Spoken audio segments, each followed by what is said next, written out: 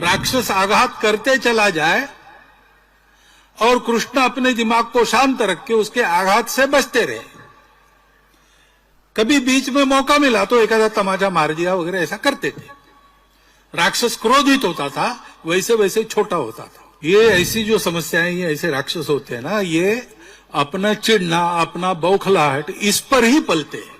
महाभारत के अनेक संस्करण है, अनेक वर्षन्स है।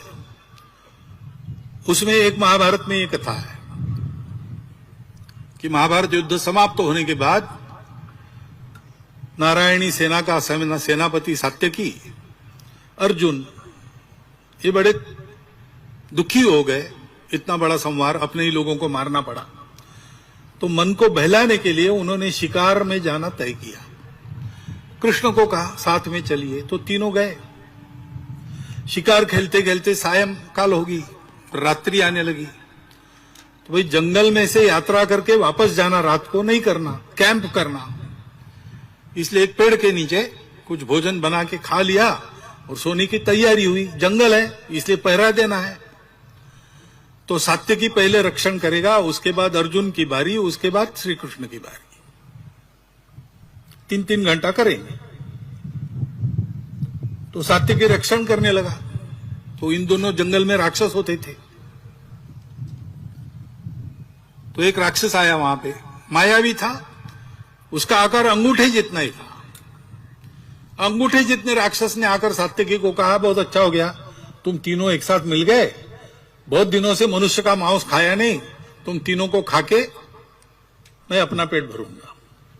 वो सात्यकी ने देखा कौन बोल रहा है, तो दिखा ही नहीं पहले। बाद में उसको ध्यान में आया कि घास के पत्तों के पीछे एक अंगूठे जितना राक्षस बोल रहा है। तो सात्यकी जोर से हंसा कि वास्तव में तुम्हारा मुंह बहुत छोटा है और तुम बहुत बड़ी बात कर रहे हो। तुम हो कितने, ज्यादा बात मत करो, निकल जाओ यहां से, नहीं तो मार खाओगे। तो राक्षस कहा, तुम मनुष्य हो इसलिए मुझोरी कर रहे हो। अभी तो कुछ हुआ ही नहीं और तुम मुझे धमकी दे रहे हो।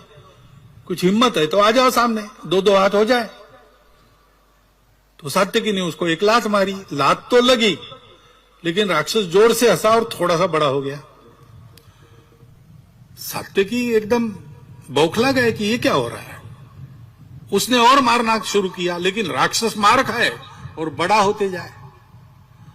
सात्यकी चिढ़ गया, बौखला गया, स्वयं पर ही क्रोध आने लगा, डर भी गया और राक्षस पर प्रहार करने लगा।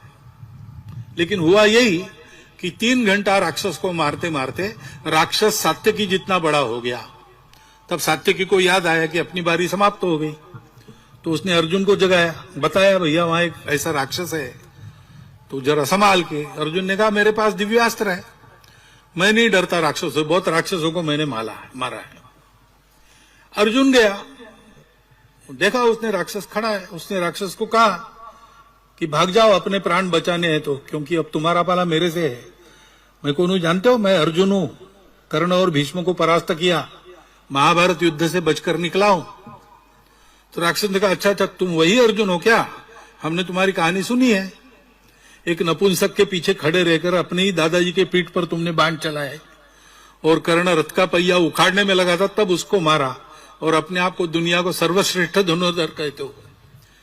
तो अर्जुन चिढ़ गया और उसने अपने अस्त्र चलाना शुरू किया। लेकिन हुआ यही कि अस्त्रों के आघात होते रहे, राक्षस ताल के पेड़ के जैसा बड़ा हो गया। अर्जुन की बारी समाप्त हो गई। उसने कृष्ण को जगाकर बताया। तो कृष्ण ने कहा तुम सो जाओ, मैं देखता हूं। कृष्ण गए, उन्होंने देखा नहीं, वो अपने इधर उधर घूमने लगे। अब राक्षस राह देख रहा है कि ये देखेगा। अंत में कृष्ण कुछ देखे ही नहीं रहे, तो उसने कहा तुम अंधे हो क्या? इतना बड़ा मैं यहां खड़ा हूं, दिख नहीं रहा हो? तो कृष्ण ने जैसे उसको पहली बार देख रहे ऐसा देखा हो, कहा बहुत अच्छा हो गया, मुझे लगा अकेले ही 3 घंटे काटने पड़ेंगे, अब तुम मिले हो तो गपशप करेंगे, फिर सुबह हम अपने घर जाएंगे, तुम अपने घर जाओ। तो राक्षस ने कहा मैं गपशप करने के लिए नहीं आया, तुमको खाने वाला हूं। अरे इतने रात को तुम मांस खाएंगे, वो भी मनुष्य का? अपचन हो जाएगा भैया, ऐसा कुछ मत करो, बहुत भूख लगी है तो घर जाओ, नींबू की शिकंजी पी लो। तो राक्षस चिढ़ गया, उसने कृष्ण को एक घुसा मारा, लेकिन कृष्ण सावधान थे, वो बच गए। राक्षस थोड़ा सा छोटा हो गया। फिर आगे यही चला, राक्षस आघात करते चला जाए और कृष्ण अपने दिमाग को शांत रख के उसके आघात से बचते रहे। कभी बीच में मौका मिला तो एक आधा तमाचा मार दिया वगैरह, ऐसा करते थे। राक्षस क्रोधित होता था, वैसे वैसे छोटा होता था, और फिर से अंगूठे जितना बन गया, तब कृष्ण ने उसको उठा के अपने पल्लू में बांध लिया। बाद में पूछा अर्जुन और सात्यकी ने, कहां गया वो राक्षस? उसको बांध के रखा है। अरे ये कैसे हो गया? आपने कौन सा दाव चला, कौन से शस्त्र का उपयोग किया, कौन सा अस्त्र चलाया? कृष्ण का अस्त्र शस्त्र की क्या जरूरत है भैया? ये ऐसी जो समस्याएं, ये ऐसे राक्षस होते हैं ना, ये अपना चिढ़ना, अपना बौखलाहट, इस पर ही पलते हैं। और इसलिए दिमाग शांत रखो। पहली बात समझो अपनी शक्ति क्या है, उसको बढ़ाते रखो। समझो उनकी शक्ति क्या है, ये ठीक से समझते हो और शांत मन से सोचते हो, तब कब क्या करना सब समझ में आता है। अपने देश के सामने अनेक समस्याएं हैं, है ठीक है। कब नहीं थी और किसके सामने नहीं थी, किस देश के सामने नहीं थी? सबके सामने थी। समस्याओं का होना महत्वपूर्ण नहीं है, समस्याओं का प्रतिकार करने वाले हम हैं। हमारी गुणवत्ता क्या है, हमारी एकता कितनी है? संगठन यानी क्या है? एकता। एकता क्यों? स्वार्थ के लिए नहीं, संघ को कुछ पाना नहीं है। तेरा वैभव अमर रहे मां, हम दिन चार रहे न रहे। हम तो समझते कि हम जो कर रहे हैं, भाई गीत सुना आपने, गंगा जले गंगा पूजा है, जिससे लिया उसी को वापस कर रहे हैं। वो हमारी जननी है, उसके लिए हम काम कर रहे हैं, वापस कुछ मांगना नहीं है, हमको नहीं चाहिए कुछ। जो भी हमारे पास है वो तुम्हारे काम में लग जाए, हम धन्य हो जाएंगे, जीवन भी जाए तुम्हारे के लिए।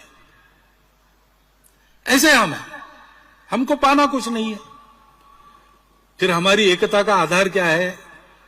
आत्मीयता। हिंदू समाज के सबके प्रति संघ का भाव आत्मीयता का है, अपार आत्मीयता का है।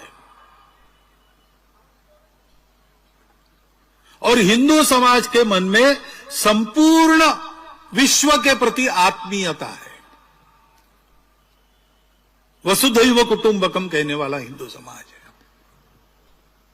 उस हिंदू समाज के घटक के नाते संघ कार्य का आधार भी शुद्ध सात्विक प्रेम है। ये प्रेम स्वार्थ के लिए नहीं है, ये प्रेम ध्येय के लिए है। परम वैभवम ने तुम्हें तत्स्वराष्ट्रम, इसके लिए हम काम कर रहे हैं। और वह परम वैभव देश का जब होगा, तब देश क्या सोचेगा? देश सोचेगा, हिंदू समाज सोचेगा, हिंदू राष्ट्र सोचेगा वसुधैव कुटुंबकम। भारत बड़ा होता है, सारी दुनिया की मित्रता करता है, शत्रुता करने